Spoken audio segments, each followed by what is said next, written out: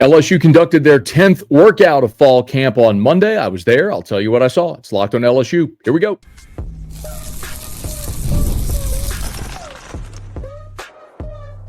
You are Locked on LSU, your daily podcast on the LSU Tigers.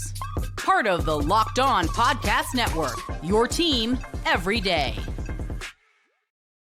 Okay, let's get it. It is Locked on LSU, your team every day. I'm your host, Matt Moscona. Thanks so much for making us your first listen. We are free, available wherever you get great podcasts.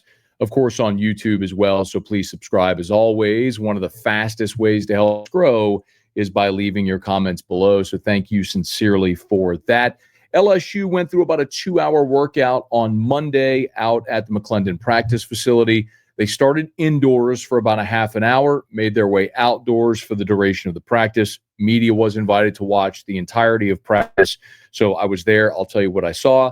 They did a lot of special teams work and some specialty periods which we hadn't seen yet. There was a offensive period dedicated exclusively to screen passes and screen work. We saw 11-on-11 red zone work and goal line work today, including a 7-on-7 period and also an 11-on-11 period, a scrimmage period to finish practice. And I will run through the play-by-play of the scrimmage sessions as we do here each time. So thank you for that. Let me start, though, with what I think are the newsy things that you're probably going to want to know first before we get into the play-by-play and some of the standouts from practice. Garrett Nussmeier. He was there. He was a full participant. There was no limitations. He had a sleeve on knee. I do have video of this on my social media, at Matt Moscona on any social media channel if you want to see it. There's the video pictures. You could see he had no limitations. He practiced fully in every session. He did everything. I don't know what else to say. I know there's, to put it to you this way, if there might have been times during Garrett Nussmeier's last 2 years in Baton Rouge where he has this sleeve on under his pants, his football pants, and we wouldn't have known it. It's also likely that had we never had this conversation a week ago about Nussmeier and his knee, and he showed up today with that sleeve on, probably wouldn't have thought anything of it, realistically. I don't know what else to say other than it's a total non-thing. He did everything completely, fluidly. There's nothing more to say. If something changes, we'll tell you. Aaron Anderson also was a full participant. That was great to see. I should mention they were not full pads. They were helmets and shoulder pads and girdles on Monday. But Aaron Anderson did everything, all the individual drills with receivers, and he was doing everything in the 11-on-11 team periods as well. That's great news. The one other injury of note or limitation of note is Jakeem Jackson. So Jakeem Jackson had a kinesio tape on his hamstring on the back of his leg and in the indoor period, and you could tell he was just a little gimpy after that. And then he didn't practice. He was on the stationary bike for the remainder of the time outdoors. The only other thing of note, while they were working on a punt return drill, Barion Brown, there was a miss hit by, I think it was Badger Hargett, who hit one short. Barion Brown sprinting up to catch it on the fly and takes off down the sideline. It was massively impressive, by the way. Well, when he came back, he was just hobbled a little bit. He went in between the fields. They taped up his ankle, and he finished practice. So I think he was limited a little bit by it, probably still uncomfortable, but he did everything else the rest of the day. He finished practice. So just one other thing to note, and Barion Brown had himself a big day. The biggest day, however, belonged to Trey'Dez Green and Zavion Thomas. Those two were incredible. In the indoor session, when they ran the wide receiver DB drill, as we've explained before, if you're an everyday or you've heard me say it, it's a one-on-one drill. Quarterback in the middle of the field, receiver and the defensive back on either side, runner out, and it's just a one-on-one. Trey'Dez Green dusted Harold Perkins for a touchdown on his first rep. On his second rep, he beat Harold Perkins again on a beautiful corner route in the end zone by Garrett Nussmeier. And on his third rep, this was, this was the second rep. They move into the red zone. So they're doing the drill initially from about midfield. Then they move into the red zone. So the first one, Trey'Dez beats Harold Perkins left sideline for a touchdown. The second one, they're going from the 20. Trey'Dez is on the left side crossing on the middle, and Nuss zips one, and it looks like it's going to just put a hole through the wall in the back wall of the facility. And Trey'Dez Green just full extension and snags the ball. It was an incredible timing, rhythm, feel play, and you could just tell why there's so much trust there. On his next rep, they went from the 5 yard, so they went from the midfield to the 20, then to the 5, and so they're running QB receiver DB drills from the 5. And Trey'Dez beat, they switched it up, put him on AJ Halsey, and it was the same result, a touchdown for Trey'Dez Green. Really impressive. Some of the other standouts in that drill, Zavion Thomas beat Mansour Delane for a big touchdown. Thomas had Delane beat on his next rep as well. Delane held him, so it was incomplete, but it was absolutely would have drawn a flag. It was egregious. And then Zavion beat Mansour Delane from the 5 yard in as well for a touchdown. So really good days for Zavion Thomas and for Trey'Dez Green, among others, which we'll get to. So when they went outside, this is where they did a lot of scout team. We did see Paul Mabenga take some reps at second team center. Mabenga and Chester were rotating at left guard. The first 11 on 11 period was situational, as we've explained at times, like they're running just 1st and 10 plays, or just 2nd and 10, or just 3rd and 5, whatever. These were 1st and 10 plays. Of note, AJ Halsey and Tamarcus Cooley were the first team safeties in this group. I'll run through this 11 on 11 play-by-play. I also want to get to the 7 on 7 play-by-play and the 11 on 11 at the end of practice, which was kind of the scrimmage. Again, this was situational. First down, Trey'Dez Green reception, 15 yards. Second play, Caden Durham, a 2 yard run. Third play, Nuss scrambles for 4 yards. On the 5th play, a little dump off pass to Caleb Jackson for 2 yards. The 6th play, Kyle Parker, middle route reception for 9 yards. And then on the 7th play, they hit Zavion Thomas on the sideline for 15 yards. Again, big days for Trey'Dez and Zavion. The 2s go in. Oh, forgive me. At this point, they moved to the 10 yard line. Okay, so these are still. They ran one play from the 10. Did the ones, and as they were moving in, and it was Caleb Jackson. It was Caleb Jackson on a carry, and Bernard Gooden busted through the line for a TFL. Big shocker. He's done that all throughout fall camp. So the 2s go out there. They run a screen pass to Harlem Berry. Michael Van Buren threw it at his feet. Another thing that's been par for the course, and accuracy for Van Buren. They run Harlem Berry on the next play, no gain. The tackle was made by Patrick Payton. An incompletion intended for Destin Hill. Good pass breakup coverage by P.J. Woodland. Reception by Harlem Berry. It was Tylen Singleton on the stop. They threw a screen to Juwan Johnson on the sideline for 8 yards. Then they handed off to Juwan Johnson for a short gain. So you can tell some of the people that they're starting to work in, including Juwan Johnson, who was exclusively with the running backs in the individual periods and in the team periods. I want to knock out a quick break. We'll come back. I'll run through what happened in the 7 on 7s, because this is where we saw Trey'Dez Green shine again, and this is where Barion Brown returned after the little issue with his ankle when he was catching punts. So we'll get to that as we continue here. It's Locked on LSU, your team every day. We've all been there, logging on early, waiting forever for concert tickets to go on sale, only to lose your spot for a show you've been dying to see. Excuse me. Live music should be about making memories, not dealing with the stress of ticket shopping. That's where Game Time comes in. Game Time makes getting concert tickets faster and easier than ever. Prices actually drop as it gets closer to showtime, and you can save up to 60% off with their killer last-minute deals. If you're worried about what happens if plans change, don't. The Game Time guarantee has your back with cancellation protection and more. Take the guesswork out of buying concert tickets and show tickets with Game Time. Download the Game Time app, create an account, and use the code LOCKEDONCOLLEGE for $20 off your first purchase. Terms apply. Again, create an account and redeem with the code LOCKEDONCOLLEGE for $20 off.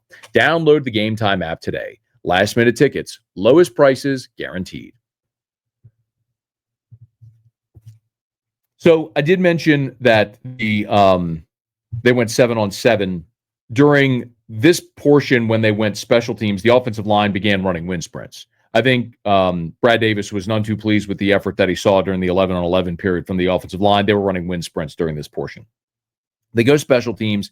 It was interesting. Your personal protectors on punt: Bauer Sharp, Bo Bordelon, Jack Pyburn. And nobody want to run into Jack Pyburn in the backfield. Your punt returners were Zavion Thomas, Kyle Parker, Aaron Anderson, Chris Hilton, Barion Brown. I mentioned this was the session where Barion Brown came up limping, got taped up, came back for 7-on-7. The kick returners were Anderson, Thomas, Brown, Caden Durham, Caleb Jackson, Jelani Watkins, Kyle Parker. Those were the ones that all took reps there. The offense, as we mentioned, worked a period that was specifically designated to running screens. It was just quarterbacks throwing screens, blocking for screens, getting out in space, linemen in space. It was very, very specific, specialized work on this day.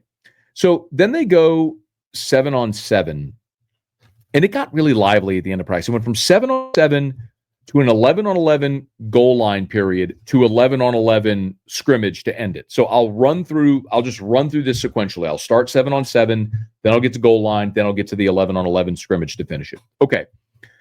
Of note, when they went 7-on-7, your defense, your first linebackers in this period were Devon Keys and Tylen Singleton.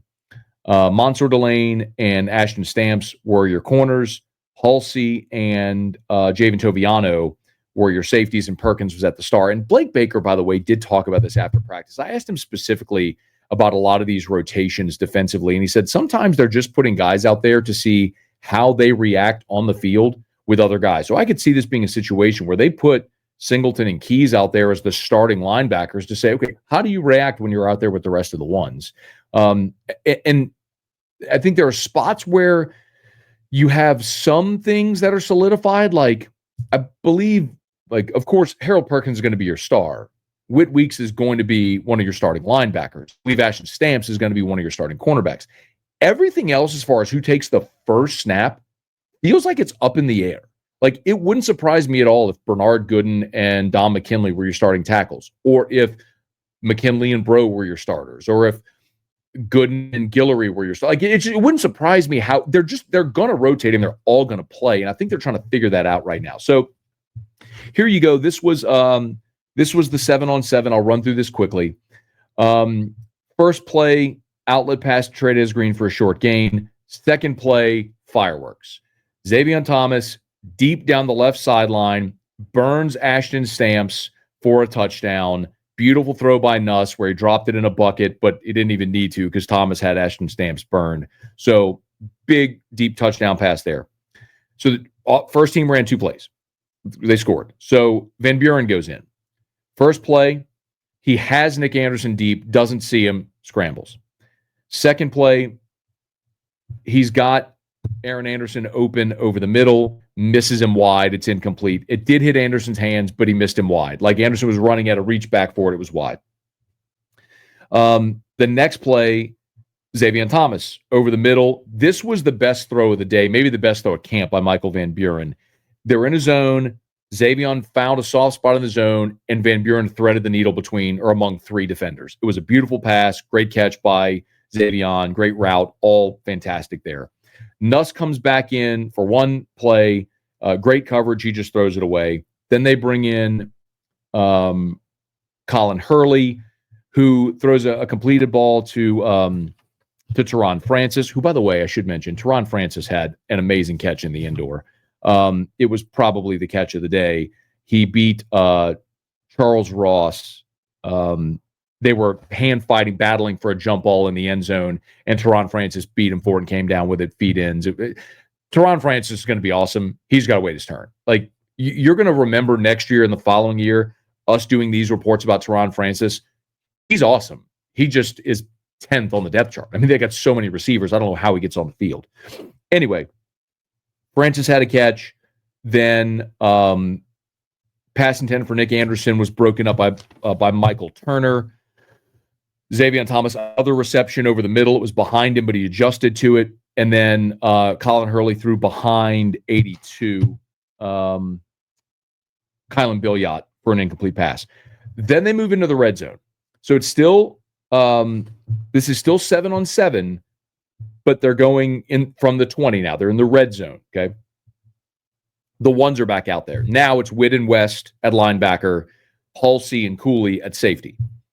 First play, Nuss buys time, finds Barion Brown back middle of the back line, middle of the end zone for a touchdown. Candidly, if this were a real game and there was a pass rush, Nuss probably gets sacked or throws it away. But in 7-on-7, he had time, buys time, and throws the touchdown. Second was gorgeous. It was a touchdown down the seam to Trey'Dez Green. He beat Harold Perkins. Beautiful ball, beautiful catch, all of it. Again, Trey'Dez Green and Zavion Thomas were awesome on this day. Witt Weeks on the third play had a gorgeous pass breakup. Juwan Johnson emptied out of the flat. Witt came up behind him. It reached his hand in, batted the ball away. Looked like it was going to be a short catch and run. Witt, great ball skills, presence of mind. The fourth play was a reception by Bauer Sharp in the flat. They they would have another touchdown to Barion Brown, but PJ Woodland just grabbed him. So it was incomplete, but the flag would have been there. Easy PI call. And then there was a reception by Juwan Johnson, but Harold Perkins in pursuit limited to a short gain. Great play by Perk. Great read and react by Perk. Again, this was all in the red zone. Colin Hurley goes in, incomplete over the middle. Jelani Watkins, incomplete. He had Phillip Wright on a seam route for just straight up the seam for a touchdown. He overthrew it. They brought in Van Buren. Van Buren ran one play, and Michael Turner was holding Aaron Anderson. Otherwise, it would have been a touchdown. So after this, they go 11-on-11 around the goal line. And so they start 3rd and goal from the 8. So again, you can tell by this report, they're very situational on this day. Instead of just like lining up on the 20 and running a drill, like they were working on situational circumstances in this ball in this practice. So it's 11-on-11, 1st and goal from the 8. I'm sorry, 3rd and goal from the 8. So they had 2 plays. It's 3rd and goal from the 8. Very specific. And the defense dominated the sequence. First play, they run a jump ball for Trey'Dez Green. DJ Pickett in coverage. Imagine the 6'5" guy had great coverage and knocked it away. So it's 4th and goal from the 8. They're looking for Chris Hilton. Back right corner, Mansour Delane undercuts Hilton and darn near makes the interception. Hilton had to turn himself into a defensive back to make sure it wasn't intercepted. Delane still almost came up with it. So great wins there by the defense. The 2s come in. 3rd and goal. Bauer Sharp, false start. Then they throw it for Destin Hill. It's incomplete. PJ Woodland on the coverage knocked it away. And so it's 4th and 8. False start, Carius Kern. Remember, he had 2 of those on Saturday. They yanked him out of practice. They yanked Kern out at this point as well. They put 71 in, Tyree Adams in at left tackle there, and Kern had to go run and go work with a GA. Another pass breakup by PJ Woodland, this time on Trey'Dez Green, another jump ball opportunity, and PJ Woodland came up with the pass breakup. So 4 plays, no completions, no yards for the offense, and two penalties by the second team, Bauer Sharp and Carius Kern. So after this, they go to the 11-on-11 period to finish practice. And I'll give you that. And this was the scrimmage period where the offense is starting a drive and they can just let the drive go as much as it goes. I'll give you the play-by-play of that as we wrap up next here on Locked on LSU, your team every day.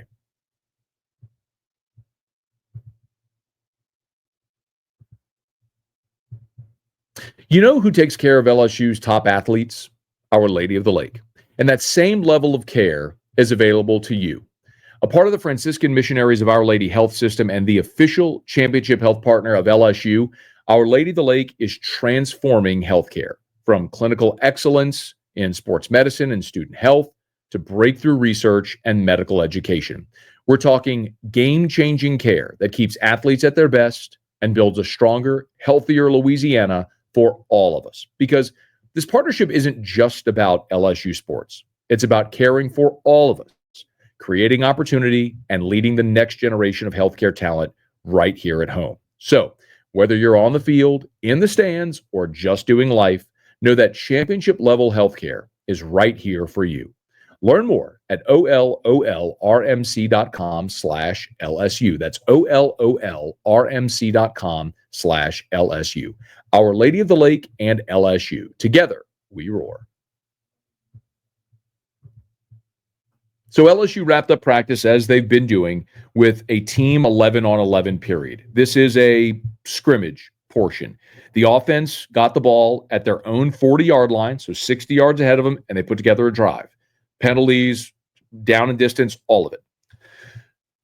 On first down, Garrett Nussmeier finds Kyle Parker for a 13-yard reception on the right side. Great start. One play, first down. First and 10, Harold Perkins blitzing deflects the ball as Nussmeier throws it. Trey'Dez Green catches it off the deflection for a short gain. So it's about 2nd and 8, 2nd and 9. They throw it to Bauer Sharp. He's 1 yard short of the first down marker. So it's 3rd and 1 at the 41. 3rd and 1 at the 41, you got a lot of options here. They throw a little dump-off pass, a check-down route to Caden Durham, and he catches and runs for 13 yards. So all of a sudden now, the offense has a 1st and 10 at the 28-yard line. First down, Garrett Nussmeier, this is going to shock you, to Barion Brown for a touchdown. Barion Brown beats Ashton Stamps down the right sideline. Wasn't even close. Nussmeier, beautiful ball, hit him in stride. PAT's good. Touchdown for the offense. If you heard the previous episode, and if you're an everydayer, shout out. If you haven't, that's okay. Go back and check it out, because we were working through a lot of what Joe Sloan had to say when he met with reporters on Friday. And if you heard it, you'll know this, but Sloan got stuck on one word: explosive, explosive, explosive plays, all those different variations. And that was what was missing from the offense a year ago, because they didn't have a receiver that could stretch the field after Chris Hilton got hurt. It brought the safety in the box and made it very difficult for LSU to run the football. So Sloan has been talking about the need for explosives in this offense.